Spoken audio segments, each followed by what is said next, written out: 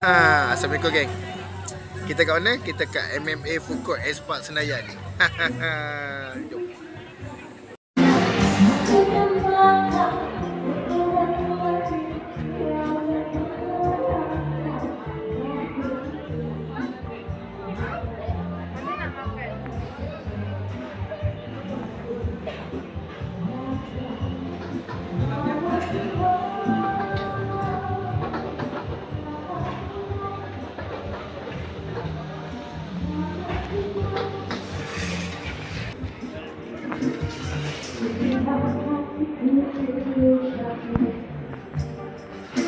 Iman.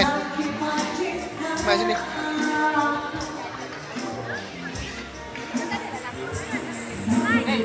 Iman.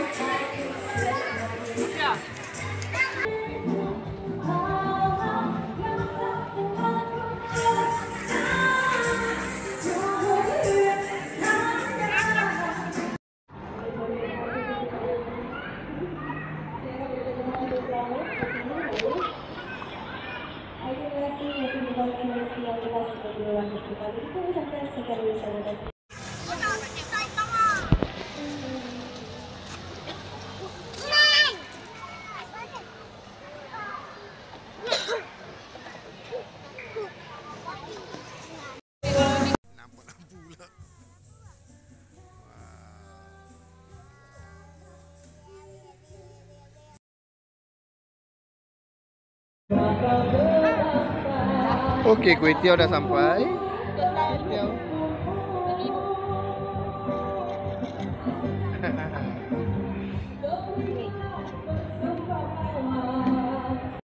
Okey, yang ni kan, yang ni harga dia RM5.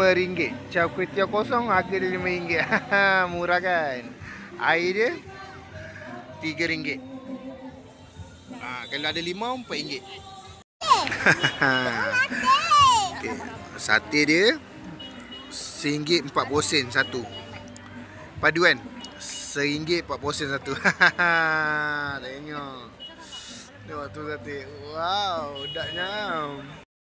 Semuanya ada dekat Food Court MMA ni. Paduan. Western ada, Timur Leste ada, makanan timur ada, Asia ada, semua ada. Paduan. Okey, jumpa makan semua.